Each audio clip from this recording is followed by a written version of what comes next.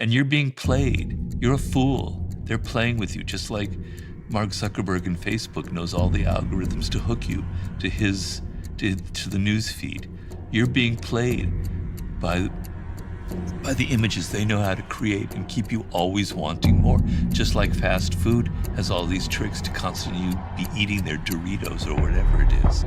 So if you go around thinking that it's the world that has kept me down, I'm not getting the success I had because of these malevolent forces out in the world, it's going to make you passive. What can I do about a pandemic? What can I do about AI or globalization or jobs being wiped out? You know, if you start whining and complaining and having a sense of grievance, it just makes you more and more passive. It just makes the world that much more difficult to deal with. So I want you to have the mindset that everything is your fault. It is up to you. It is your fate. Everybody's an actor, right? Nobody admits it, though. When you're 3 years old, you're already acting, right? You're crying because you're trying to get your parents' attention. You're making trouble with your siblings because you're trying to get something that you want. You're learning to be manipulative. Children are very manipulative. Children are consummate actors. They learn that they can get what they want by behaving a certain way. If I'm an angel, mommy will give me this, that, and the other thing, even though I know I'm not an angel. We are a social animal, and we have words, we have language. And with words and language, we can say one thing and be another. We can lie, we can deceive. We can tell people, I loved your screenplay. You were fantastic in the movie. Man, you're looking so great today. We don't mean any of it. But we can do that because we have words and we can lie about that. We are all actors. If everyone went around saying exactly what they felt about the other person, no one would ever get along. We would have killed ourselves off by now. You're always telling the boss the things that they want to hear. You're always telling your partner, you're always kind of hedging exactly what you feel. You're an actor. I don't understand what's so complicated about that. I don't understand why people can't see that they're every day of their life. And in another instance, you're never the same with two different people.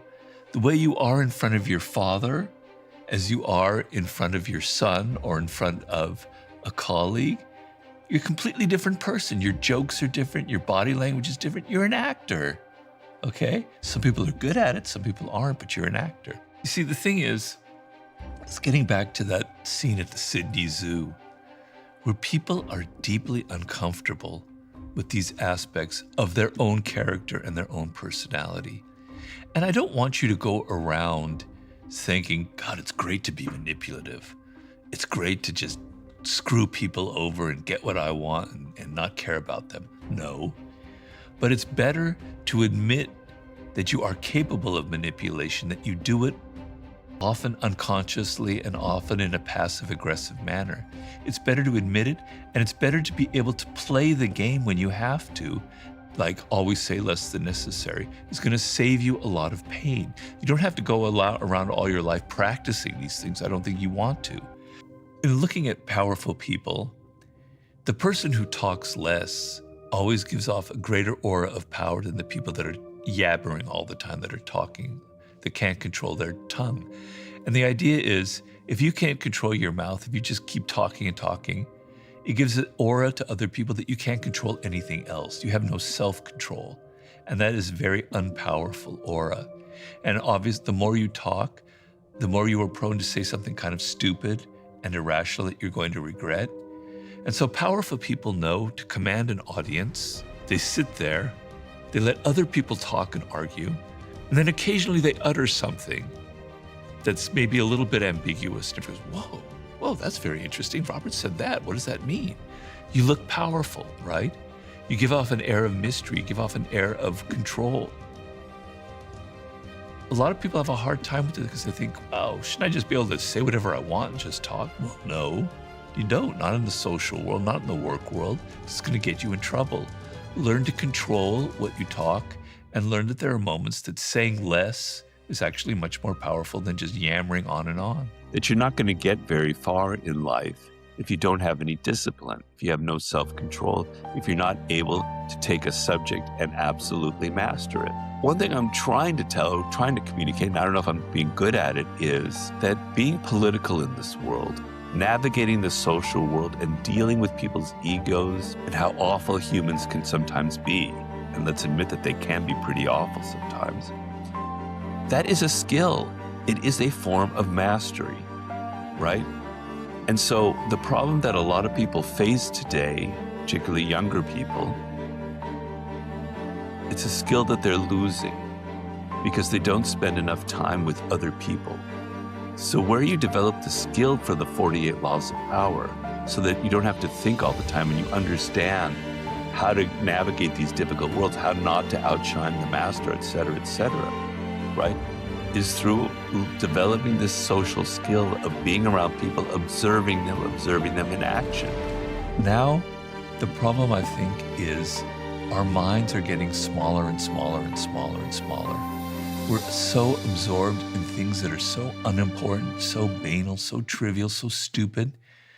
At the same time, science is showing us the most marvelous things you could possibly imagine, about the Big Bang Theory. We're being able to understand what the first minutes of our universe were like. We're able to take a picture inside of a black hole and understand what's going on in a black hole. We're able to understand the history of Earth. Someday we're going to know how life began. It's insane what science is showing us about this world, about the world that we were living in, about this world that we were born into. And I want to open your eyes and expand your consciousness instead of shrink it to the dimensions of what we're actually facing in this world.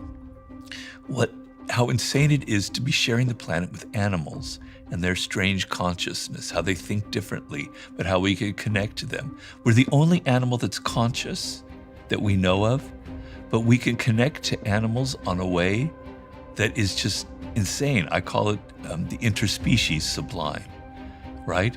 I'm talking about how our childhood was a moment of incredible sublimity, how we were so open. Some people had a very painful childhood, I don't know, but we were very open to the world and very imaginative about how strange it is to be alive.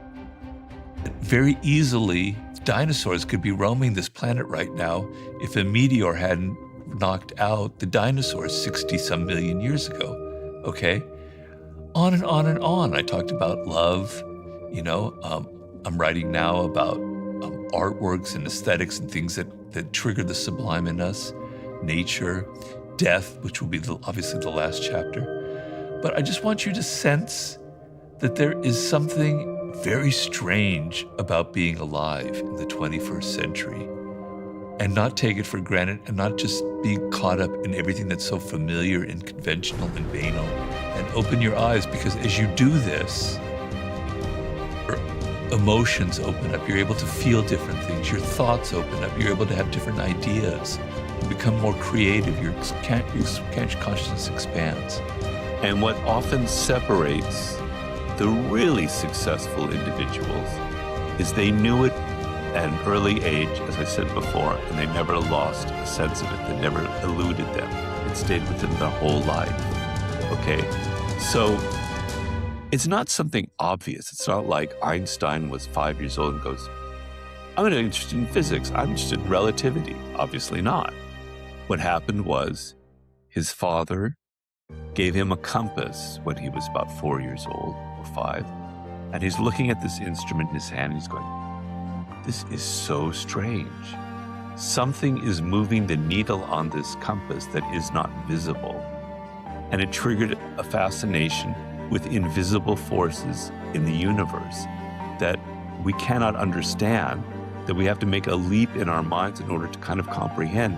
So the power of the mind is to grasp what is invisible, which was the source of his power in creating a theory of relativity that nobody had even thought of before, okay?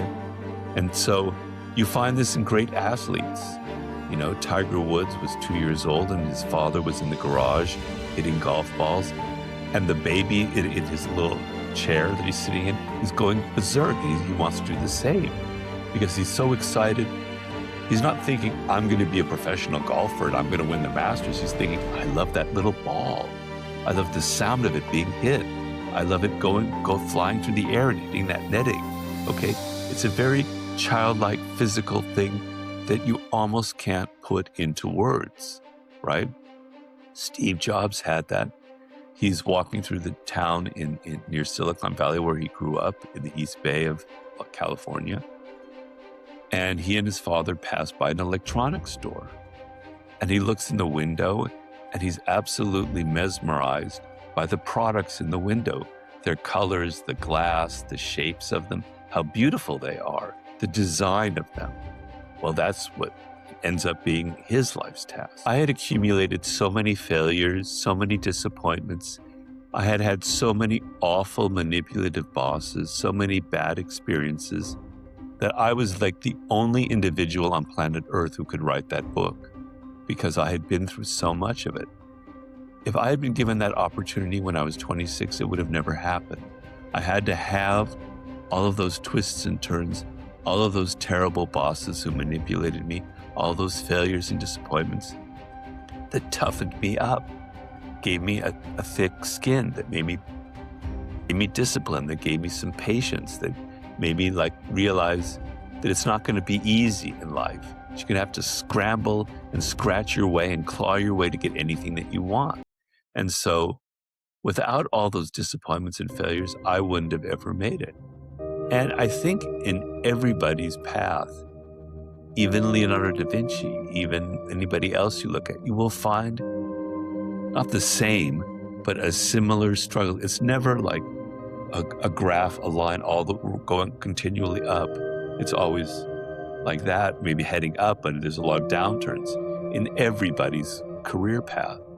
And it's what separates the successful from the failures. That when you have a failure, you learn from it, you get back on your feet, and you keep trying. And what will do that for you is that love that I talked about. I had an example in Mastery of Henry Ford, who, the great automaker. And he, the auto industry wasn't really an industry. We're talking about the 1890s. It's extremely competitive and difficult because it costs so much money to produce a car that you needed a lot of capital to do it, right? And so he failed miserably at his first venture, and that normally was the end of it, right? Because what investor would give money to Henry Ford knowing that he failed already and there are other people that are out there who are doing well? He was a bit of a con artist. He managed to convince somebody else to finance his second venture. He had learned a lot. He started to create a factory system. It failed miserably. Forget it now, Mr. Ford, your life is over. Go get a job somewhere. He said, I learned so much from those two failures, I'm gonna try a third time. He found some sucker who gave him, I think he was Scottish, I'd say, some millions of dollars, not a sucker, but somebody who wasn't too wise, to finance his third venture. And now all those failures had taught him so much that he was able to create the factory system. And he said, for an entrepreneur, failure is your school.